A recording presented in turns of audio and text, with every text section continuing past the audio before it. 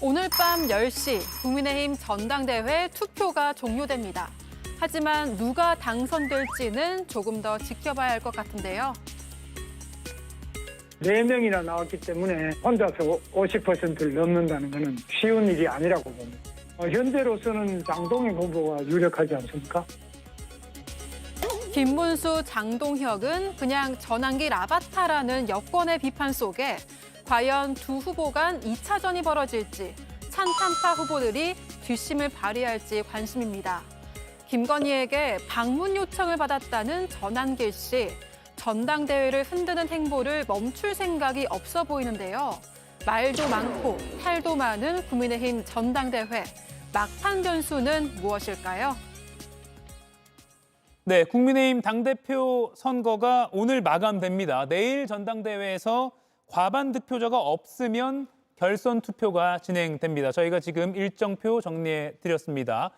내일 바로 당대표가 새로 나올지 또는 1, 2위 후보 토론회를 한 번 더 하고 결선 투표를 하고 다음 주 화요일에 당대표가 선출될지 이것도 주목됩니다. 오늘 나온 NBS 여론조사 결과를 먼저 좀 보여드릴게요. 국민의힘 당대표 적합도 조사에 따르면 민심이랑 국민의힘 지지층 결과가 좀 상반되는 모습입니다. 전체 응답자, 그러니까 어떤 당을 지지하는지 관련 없이 전체 응답자가 대답한 걸 보면 차기 국민의힘 당대표로 적합한 사람은 조경태 후보가 가장 앞섰습니다. 그런데 국민의힘 지지층으로만 응답자를 추려서 보면 김문수 후보와 장동혁 후보가 오차 범위 내에서 접전입니다. 두 사람의 숫자는 다르지만 오차 범위 안에 있기 때문에 오차 범위 내에서 접전이다라고 말씀드리는 게 가장 정확할 것 같습니다. 정광재 의원님, 네. 이렇게 좀 민심과 당원 간의 마음이 좀 다른 것 같아요? 뭐 예상된 결과라고 봅니다. 특히 국민의힘 지지층 지금 193명이라고 나오잖아요. 이게 NBS 여론조사에서 우리가 19%인가 기록했죠. 그러니까 굉장히 그 압축적인, 굉장히 그 이른바 짠물 당원들, 당에 대한 그 강성 지지세를 가진 사람들이 전화 응대를 했을 가능성이 크다고 봅니다. 예. 그러니까 최근 캠페인 과정에서 보다 선명한 메시지를 냈었던 장동혁 후보가 상당히 선전하는 모습이 연출되고 있다고 보는데 저는 뭐 개인적으로 이렇게 생각합니다. 장동혁 후보가 결선 후보로는 갈 수 있을 것 같은데 과연 결선 후보를 그 김문수, 장동혁 후보 두 사람이 갔을 때 51%를 얻기 위한 전략으로 장동혁 후보가 내걸었던 캠페인이 유효했느냐 이 부분과 관련해서는 선뜻 좀 동의하기가 어려울 것 같습니다. 예. 2등을 하기까지는 김문수 후보의 표를 얻어오기 위한 노력들이 중요했고 또 찬탄 진영과 대립각을 세우는 게 유효했다고 보지만 51%를 얻어야 하는 결선 투표에서는 오히려 이러한 선거 전략이 조금은 부담으로 작용할 가능성이 크지 않을까 예상해 봅니다. 예, 이재용 의원님, 친한계 표심이 오히려 당락을 가를 수 있다, 뭐 이런 분석도 나오고 있고요. 친한계 표심이 당락을 가르려면 결선 투표 가고 난 다음에일 거예요. 예. 지금 저 표만 보면은 결선 투표 가는 것처럼 보여지잖아요. 근데 만약 결선 투표로 가게 되면은 친한계 표는 뭐 포기를 하지 않는다면은 표를 행사한다면은 김문수한테 갈 가능성이 더 높다. 만약 그러니까 장동혁하고 김문수 두 분이 올라간다면. 예, 결선이에요. 예, 근데 글쎄요, 저는 친한파들 그냥 다 포기할 것 같아서. 아, 예. 예, 뭐 둘 중에 아무나 찍고 싶겠습니까? 그 누구도 찍기 싫겠죠. 그래서 저는 그런 생각은 좀 들긴 합니다. 다만 메시지만 좀 떼어놓고 보면은 장동혁 의원은 후보는 다 내쫓아버리겠다 뭐 이런 식으로 얘기한 것이고 김문수 후보는 용광로 만들어서 다 끄집어 넣겠다 뭐 이런 얘기를 했으니까 김문수 후보가 그래도 좀 더 낫겠다라고 생각하시는 분들이 덜어 있겠죠. 그리고 지금 국민의힘 패널 분들은 그렇게 좋아하지 않는 소식일 수 있지만 또 전한길 씨가 존재감을 여전히 보여주는 것 같습니다. 어제 자신의 유튜브에서 김건희 씨가 자신에게 면회와달라고 했다라고 주장을 했는데 잠시 영상 보겠습니다. 김평 변호사님 아까 전화 왔었습니다. 오늘 김건희 여사님 면회 다녀오셨는데 구속되기 전에 계속 시청하셨고 아스팔트에서 애써 주신 전환길 비롯 함께해 주신 국민들께 너무너무 고맙다. 한번 방문해 주십시오라는 요청을 받았습니다. 다음 주에 보고 방문하겠습니다. 저보고도 저희 주변에서 김건희 여사님 편들지 마라. 범죄 저질렀지 않냐, 국민에 대한 지지가 안 좋다, 이미지 안 좋다 하는데 그분께 역으로 저는 말씀드립니다. 김건희 여사 이미지 안 좋고 과연 지금 죽을 만큼 범죄 그렇게 심합니까? 김유정 의원님. 글쎄요, 최소 무기징역이잖아요. 윤석열 전 대통령은. 예. 그런 남편에게 뭐 잘 버텨라, 뭐 차기에는 다음번에는 뭐 사람을 좀 키워라, 뭐 이런 말도 안 되는 그런 이야기들을 심평 변호사 입을 통해서 저희가 들었는데, 그렇게 남편을 애틋하게 지금 생각하는 정말 수뇌부를 저희가 지켜보고 있지 않습니까? 그런데 왜 본인이 윤석열 정권 몰락의 시작과 끝이었는지에 대한 반성은 왜 안 하는지, 그토록 애절했으면. 참 정말 놀라운 심파극을 요즘에 많이 보고 있는데요. 예. 그런 상황에서, 그렇게 애틋한 상황에서 윤 어게인을 외치는 전한길 씨가 얼마나 고맙겠습니까? 그러니까 만나고 싶은 모양이죠. 그 정성을 특검에서 진술하는 데 쏟으란 얘기예요, 저는. 그 건강이 안 좋은데 힘을 아껴서 특검에서 정말 사실대로 진술하는 데 좀 썼으면 좋겠고요. 이런 상황이니까 전한길 씨가 정말 소위 속된 말로 기고만장해서 국민의힘을 더 망치는데 앞장서고 있는 거 아니겠어요? 본인은 그게 당을 살리는 길이라고 생각할지 모르겠습니다만은 제3자적 입장에서, 그래도 보수를 아꼈던 많은 국민들의 입장에서는 지금의 모습이 얼마나 한심하고 안타깝습니까? 그래서 아마 이런 일들이 계속될 것 같고요. 예. 그런 차원에서 본인이 상당한 영향력을 이 전당대회에도 미치고 있다라고 김건희 씨가 생각할 것 같습니다. 예. 이것도 좀 여쭐게요. 박범계 의원이 오늘 아침 라디오 인터뷰에서 우리 헌법 정교분리 원칙에 따라서 지금 통일교와의 어떤 유착 의혹이 있는 국민의힘 상황을 보면 근본적으로 이 원칙을 위반한 셈이 된다. 그래서 정당 해산도 위헌정당 가능하다라고 표현을 했거든요. 어떻게 보셨습니까?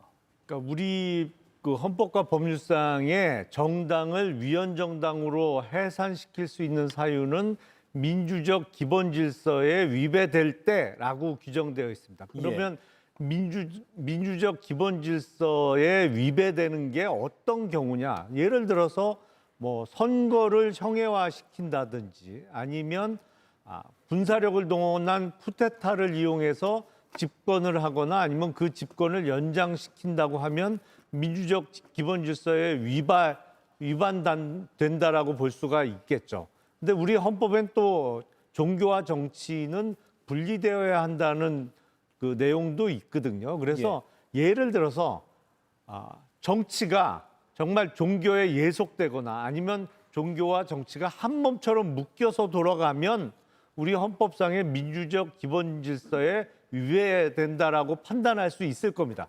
근데 여기서 핵심은 지금 윤석열 정권 측과 통일교가 얼마나 단단히 결속되어 있었고 뭐 얼마나 예속되어 있었느냐, 이걸 가리는 게 핵심이겠죠. 그래서 그게 이른바 예속 내지는 한 몸처럼 평가를 받을 수 있다면 민주적 기본 질서에 위배되는 정당으로서 해산 사유까지 갈 수 있을 것이고, 그게 아니고 뭐 선거 때 부적절한 도움을 받았다든지 아니면 부패 문제로서 집권층의 일부의 문제라고 하면 뭐 위헌정당까지 가기는, 그 사유만 갖고 위헌정당까지 가기는 어렵다라고 생각이 됩니다. 네, 이정희 의원님, 네, 먼저. 한 몸처럼 움직인 건 아니죠. 네. 뭐 그 당시에 뭐 통일교 관련해서 그분들이 진짜 뭔가 대가를 원하고 접근을 해서 모든 지원을 했다는 부분은 불법적인 요소가 분명히 사실이라면 있어 보이지만, 어떻게 통일교하고 국민의힘이 한 몸처럼 움직였습니까? 저만 해도 기독교인데 제가 통일교하고 살고 있나요? 그건 아니기 때문에 대부분의 당원들과 현역들, 뭐 당협위원장들, 이런 모든 사람들이 그렇지 않기 때문에 그거를 한 몸처럼 얘기하겠다는 건 박범계 의원의 저 발언은 그냥 레토릭이라고 생각하고요. 다만 이거는 좀 있네요. 그 민주당이 요즘에 그 하는 언행을 이제 보면은 아직까지도 그 위헌정당, 이 계엄, 내란, 여기서 벗어나질 못하고 있어요. 본인들 이제 그 계엄부터 시작해서 탄핵 지나고 이제 대선까지 이기는 9개월이 지났는데 말이죠. 지금 새 정부가 출범해서 여러 가지 일이 있는데 정책적인 부분에 있어서는 솔직히 말해서 지금 실망시키고 있는 부분들이 꽤 많은데 의원들의 얘기를 들어보면 종합적으로 보면은 큰 틀에서는 위헌정당과 계엄 이것이 아직 반 이상은 최소한 차지하고 있는 것 같아서 언제까지나 그걸 붙잡고 앉아 있으려고 하나라는 안타까움은 있습니다. 예. 근데 그거는 말씀을 조금 거꾸로 하신 거 아닌가요? 예를 들어서 지금 비상계엄, 내란, 위헌정당에서 벗어나지 못하고 있는 것은 국민의힘이죠. 당장 전당대회가 치러지고 있습니다만 그 전당대회의 주요 후보, 뭐 결선에 진출할 가능성이 높은 후보들이 지금 비상계엄에 대해서 내란이 아니라든지 아니면 그 대통령 탄핵이 잘못됐다는 입장을 견지하고 있는 데다가 뭐 어게인을 외치는 사람이 당의 전당대회에 뭐 영향력을 행사하고 있는 것처럼 비춰진다면 그게 국민의힘이 거기서 벗어나지 못하고 있기 때문에 민주당에서 위헌정당 얘기를 꺼내는 것이지 지금 전후가 좀 바뀐 것 같은데요. 제가 듣기에는. 제 반박을 좀 하자면 예. 지금 제가- 정광재 의원 말씀하시죠. 예. 저의 발언에 대해서 네네. 짧게 말씀하셨으니까 부탁드립니다. 제가 짧게 할게요. 네. 국민의힘이 지금 이렇게 누구죠? 전한길 씨 네. 탄핵에 대한 참탄 반탄 이거에 대한 부분은 저도 개인적으로 실망을 매우 하고 있는데 그럼 그렇게 내깔려두면 되지 왜 민주당이 거기 들어가 있어요? 민주당 나라 운영하면 되잖아요. 왜 국민의힘이 뭐 하고 있는지 그렇게 관심을 많이 가지고 있습니까? 국민의힘이 그렇게까지 나락으로 떨어지면 냅두면 더 떨어집니다. 근데 왜 자꾸 탄핵이나 뭐 이런 거에 대해서 아직까지 또 장사를 하고 있는 건지 그거에 대해서 국민들은 아마 질문할 겁니다. 국민들도 보면은 다들 말씀하시는 거 뭐 최소한 저한테 하신 얘기는 뭐 어차피 들어갔지 둘 다 들어갔지 이제 다 최소한 무기징역 아니면 굉장히 오래 살 것 같은데 근데 내 삶은 어떠냐 지금 대통령 뭐 하고 있냐 주식시장 왜 이렇게 떨어지니 너희들 왜 사면했냐 이 얘기하고 있거든요. 근데 그거를 다 그냥 이걸로만 지금 막으려고 하고 있다는 부분에 대해서 좀 말씀드리는 정광재 거예요. 의원님. 네. 저도 뭐 이 내란 정당 프레임에 대한 일반 국민에 대한 피로감은 일정 부분 상성되고 있다고 예. 생각합니다. 그래서 말씀하신 것처럼 민주당이 집권 여당으로서 국정을 어떻게 정말 잘 운영하고 대통령실과 호흡을 맞춰서 대한민국의 긍정적인 변화를 이끌어 가겠다라는 어떤 발광체적인 모습을 보여야 하는데 자꾸만 뭐 우리 정당에 대해서 계엄 정당, 내란 정당이라는 프레임을 통해서 그것에 대한 반사 이익을 얻으려고 하는 듯한 모습은 많은 국민들도 좀 실망하고 있지 않을까 싶습니다. 김영래 의원님. 아니 그런 지금 말씀하신 논리대로라면 지난 박근혜 정부 시절에 있었던 통합진보당의 위헌정당 해산도 그럼 박근혜 정부가 잘못한 거죠. 그게 무슨 짓을 하던 국가 주요 기관 시설을 습격해서 국가전복을 꾀하던 그런 모의를 했던 간에 그냥 내버려 뒀으면 국민들이 알아서 판단할 일을 왜 정부가 개입해서 위헌정당으로 해산을 시켰느냐라는 말씀을 하신다고 하면 적어도 논리의 인과성은 있겠습니다만 우리 헌법 체계는 그런 게 아니죠. 앞서 말씀드린 대로 정당이라고 하더라도 민주적 기본 질서에 대한 존중의 의사가 없으면 위헌정당으로 해산을 시키는 게 우리 헌법 정신이거든요. 근데 국민의힘의 지금 상당수, 더군다나 당권 주자의 상당수도 지금 12월 3일 비상계엄이 뭐가 잘못됐냐, 그날 사람이 죽었냐, 뭐 다치기를 했냐, 이런 태도잖아요. 이거는 우리 헌법이 용납하는 합법적인 테두리 안에 들어와 있는 정당이라고 볼 수 없거든요. 그러니까 위헌정당 얘기를 자꾸 국민의힘이 자초하고 있는 거죠, 지금. 물론 전제는 잠깐만요. 특검 수사 네. 결과가 나오고 지금 의혹이 규명됐을 때입니다. 아니, 몇 마디만 대해서 한 드릴게요. 말씀만 더 잠시만요. 할게요. 예. 통진당하고 비교하시면 안 된다고 저는 생각하는 게 통진당은 통진당의 그 존재 자체가 국가를 전복시키고 북한에 잘 보이고 이런 거였어요. 그리고 거기에 있는 상당수의 의원들이라든지 거기 당원들이 거기 동참을 했던 걸로 저희는 이해하고 있습니다. 국민의힘의 어떻게 대다수가 지금 계엄에 동조하고 탄핵에 찬성을 했다고 볼 수 있습니까? 우리는 지금 현재 지난번에도 보셨잖아요. 요번 전당대회도 아까 대다수의 후보라고 말씀하셨는데 그냥 보면 반반이에요.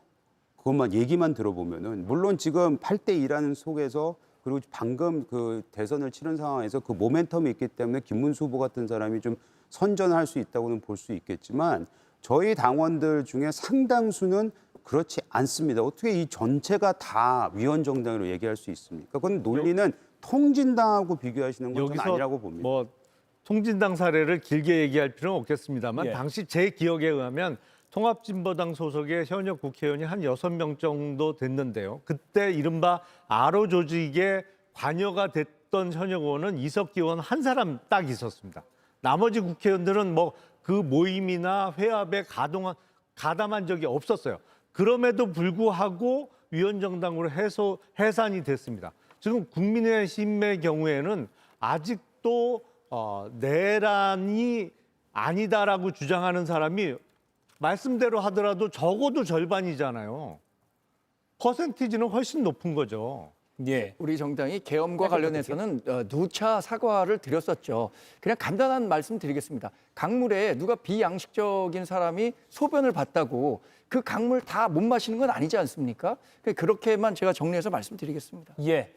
저희가 계속 화면 상단에 우측에 논쟁 제 배너를 띄워드렸거든요. 오늘 밤에 김필규 앵커의 진행으로 토론 프로그램이 또 열리니까요. 논쟁에도 관심을 가지시기 바랍니다. 이거 오늘 작은 논쟁이 되는데요. 뒤에 오늘 못 다룬 내용들은 또 다음 시간에 다루도록 하겠습니다. 오늘 뜨거운 토론 보여주셔서 고맙습니다. 이가혁 라이브를 시청해 주셔서 고맙습니다. 이가혁 라이브는 평일 오후 5시 TV와 유튜브로 실시간으로도 함께 하실 수 있습니다.